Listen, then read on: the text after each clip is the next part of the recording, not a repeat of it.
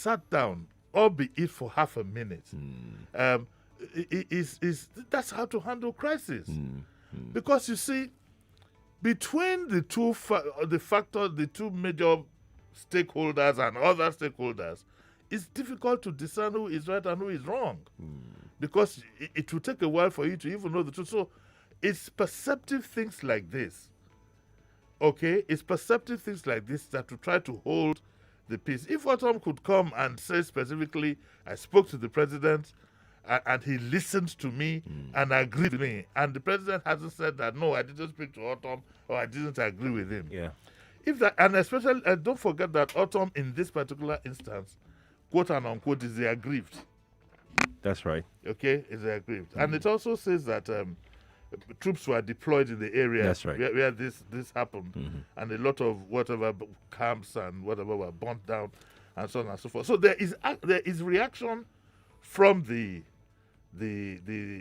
federal government. The president's spokespersons seem to be caught napping on this, because these are things they should have highlighted with the full-blown, use your influence with the newspapers and whatever to get very good cover for this particular event. Now,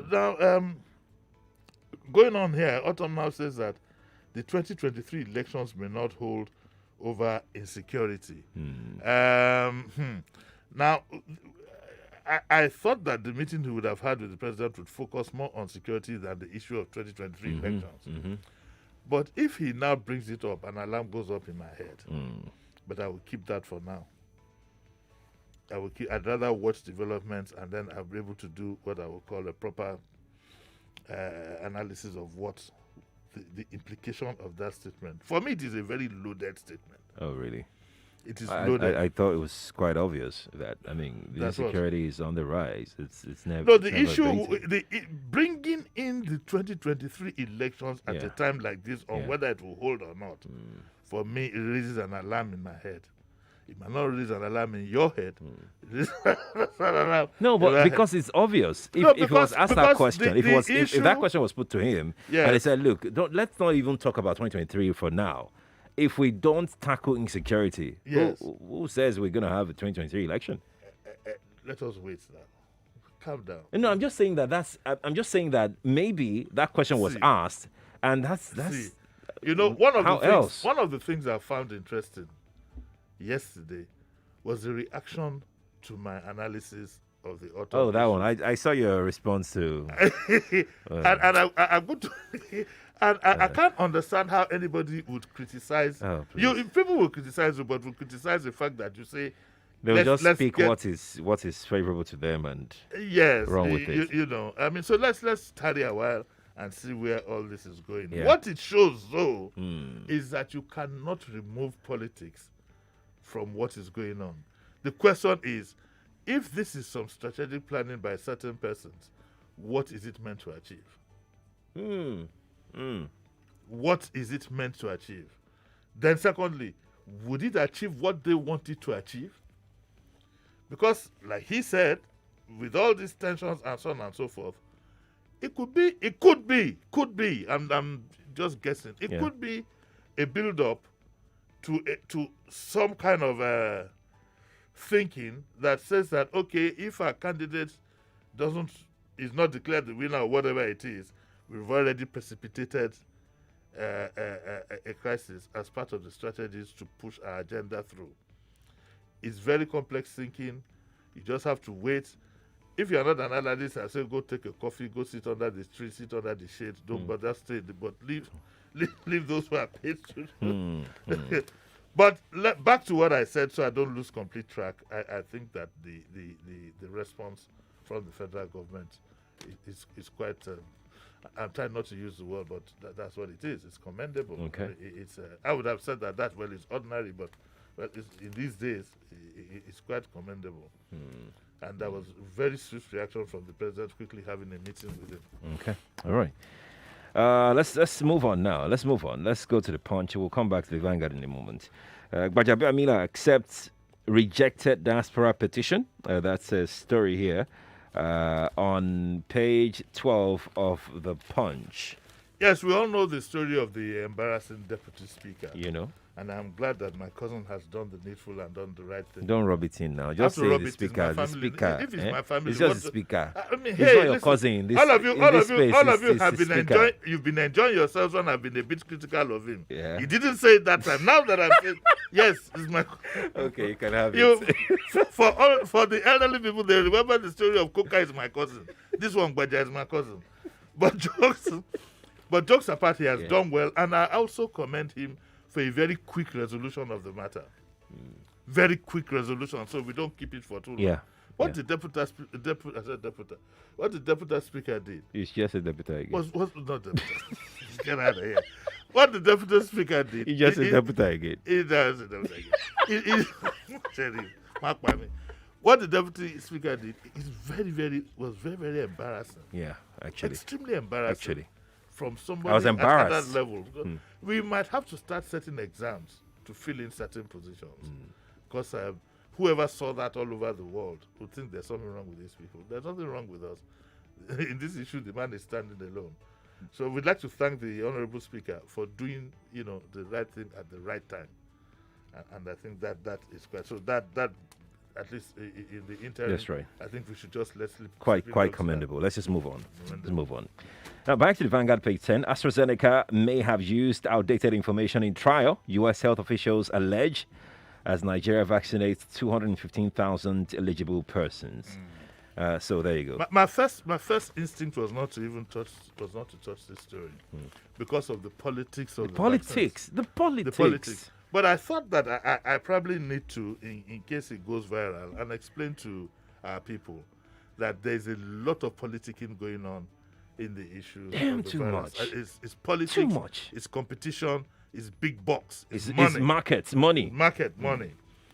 And so let me read the story. It says that AstraZeneca has also said the study's independent safety monitors found no serious side effect.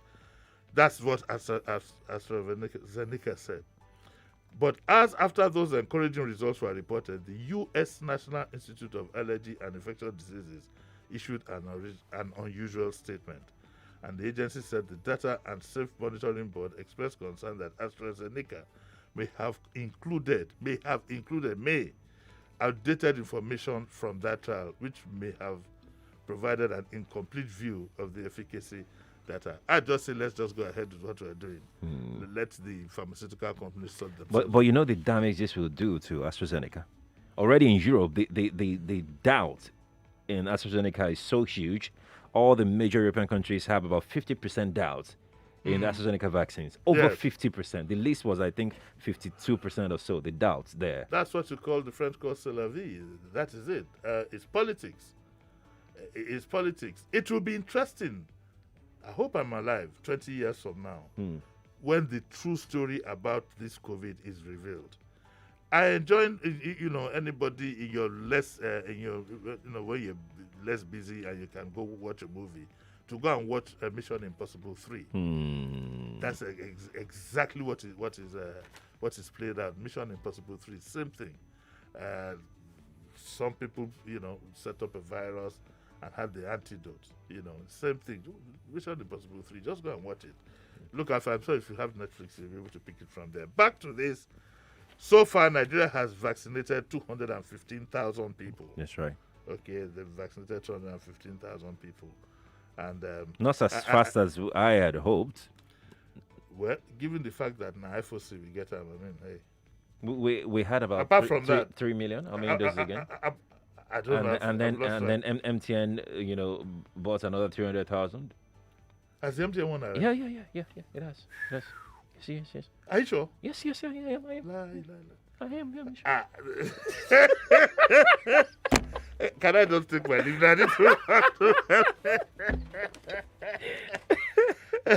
Oh no! I mean, when it comes to organizing things, we've been found flat-footed. There's nothing we can do. We are who we are. I saw them this morning already, as early as 7. Yeah. People were, crowding around and so on. I've experienced how vaccines are. This same exercise is done in some other country. You stroll in and you stroll out. You're given a time.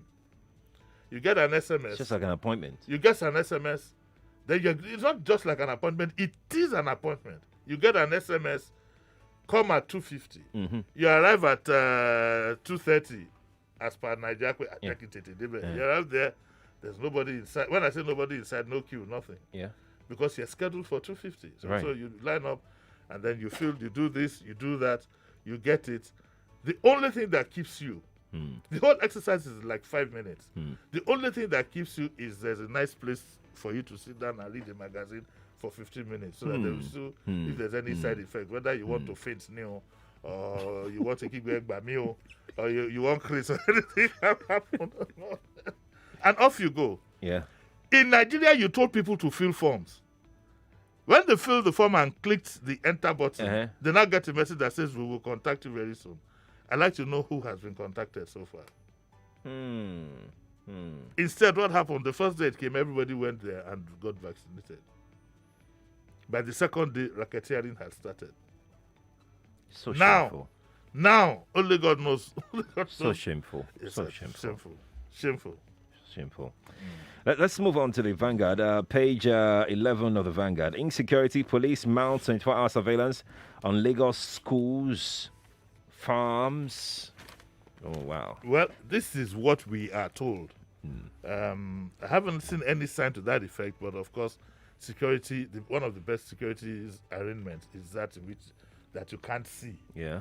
Okay, so maybe it's plain clothes and so on and so forth. But Mr. Hakim Odumosu has given us an assurance that the policemen have been deployed to carry out 24-hour surveillance on schools and farms to avert kidnappings and banditry and so on and so forth. The police was, however, lamented that some of the terrains, especially those of the farms, were not accessible by vehicles. I think the police have some helicopters and things they can use in that regard. But that something is being done is a bit comforting. Sin to be done is another issue entirely. My advice to you as a parent, this is not a time for you to show off your wealth by insisting that your child must go to them. In fact, the more expensive the school, to be honest with you, the more vulnerable they would be. So you better just get that now. This is not a time, to be honest with you, and to be very, very blunt. This is not a time for you to be sending your kids to the boarding house or whatever. So let's all be careful. Let's all be very, very careful. This is a time to put on your thinking cap. Yeah. And generally across the board, this is not a time for showing off in any manner at all. Okay, this is not the time. But the police say they have everything under control. And it says that they provide adequate security for both public and private school. And this is what Odumosu says.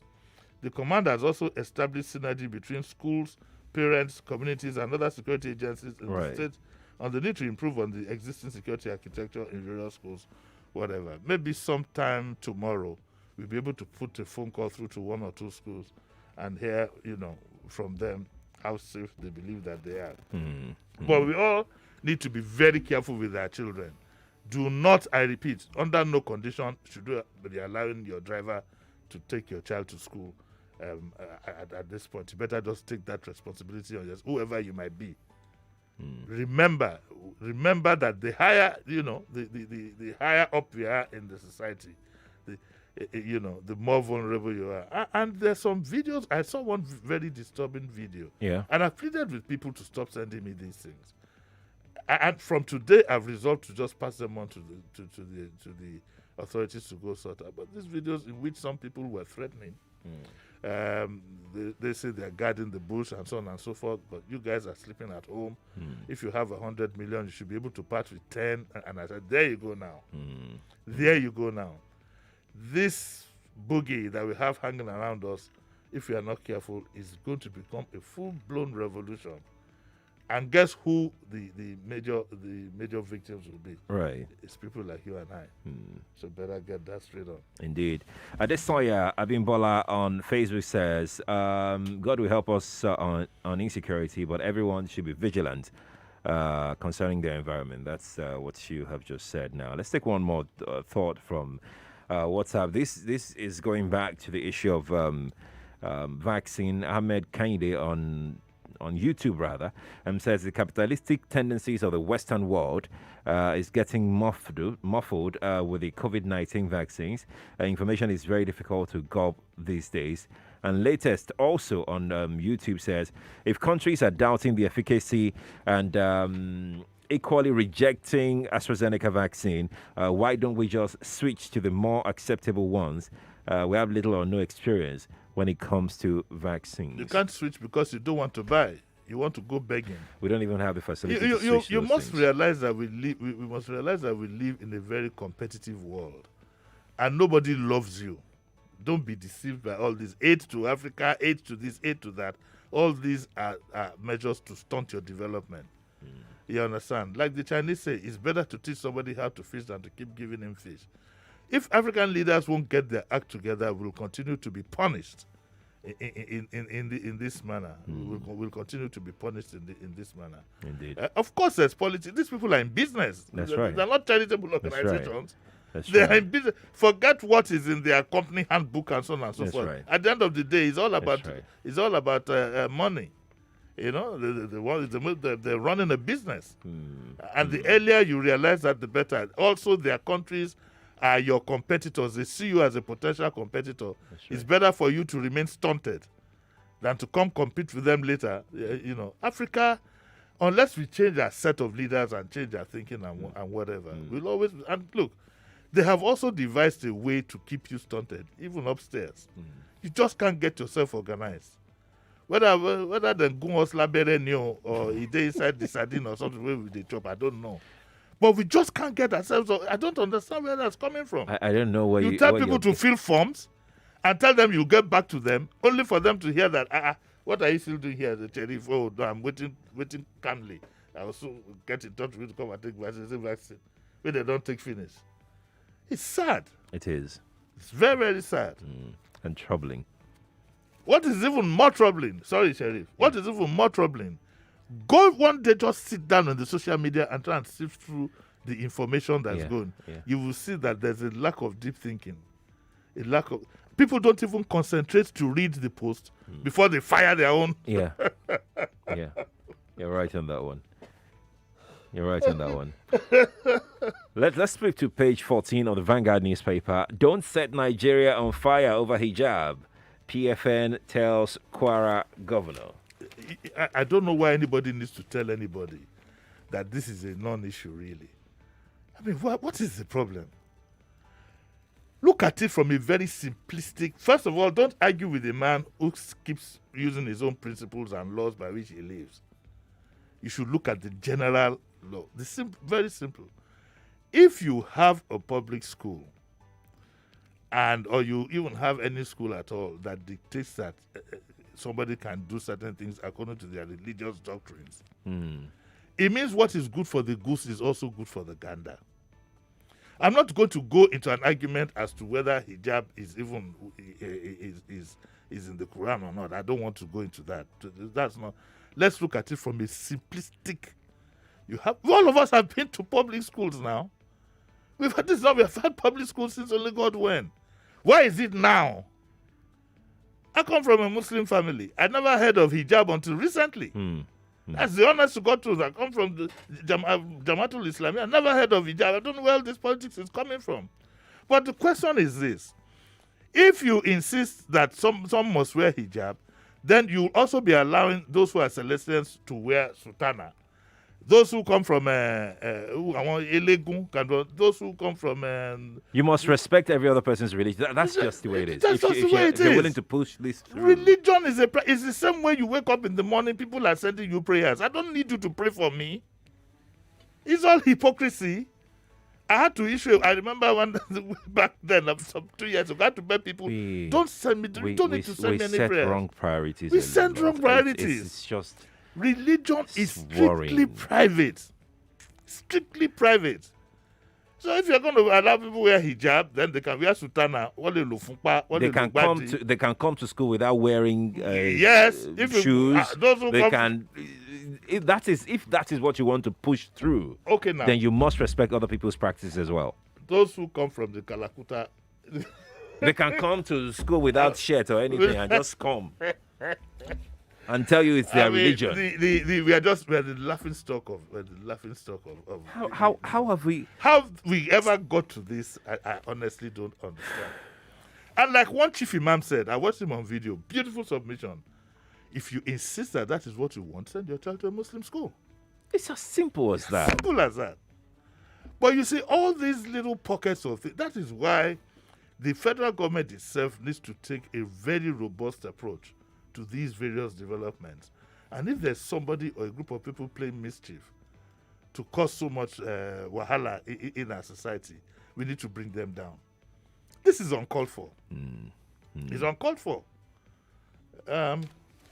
It's uncalled for. Anyway, the PFM has told Kwara government don't set the state on fire and so on and so forth. I think the same would go to the PFM to also tell them that, look, religion is. It wasn't yesterday I spoke about Chief Imam Augusto, how he was loyal to the. Why do we make it look as if religion has divided us to the point where we cannot even shake hands? I don't understand where all this is coming from. There's a school owned by the late Mrs. Biobaku, the wife of the former vice chancellor. The school, I think, is in Insecurity. My brother went there. Mrs. Biobaku was the daughter of the late Augusto. In her school, they had Christian worship. I don't know. When my brother, my youngest brother, was going to name his child, I was surprised. The chief, because Jamaatul Islamiyya were very open-minded and very clear. We're very clear between the what Islam dictates and then the traditional practices of the Arab world. Exactly. Okay, you're able to separate them. At the naming ceremony of my brother's daughter, his wife is a Christian. We come from a very liberal background. His wife is Christian. She was asked, Madam, do you go to church or you go to the mosque? The woman was looking at her shoe. She didn't know how to answer. They tell us. She said, I go to church. I said, take this child. Make sure you take him to church every Sunday. Because if you are going to wait for his father, the way men are, he won't even take him to mosque or whatever. So take him to church. When the child grows, he will make up his mind. I was so moved to take. This was in the UK, the imam there. Yeah. What is it? What is the problem? My family is divided along. Jimmy, I'm sorry. I mean, we have to go. We must go. I haven't finished. No, we have to go.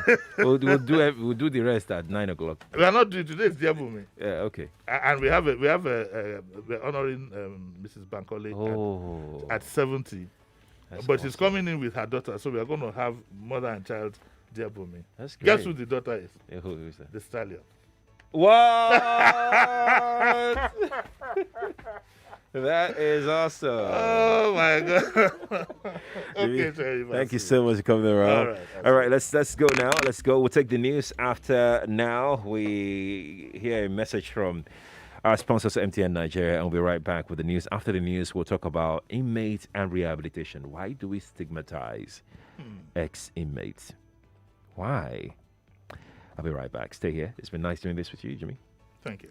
I'm Sheriff Quadry.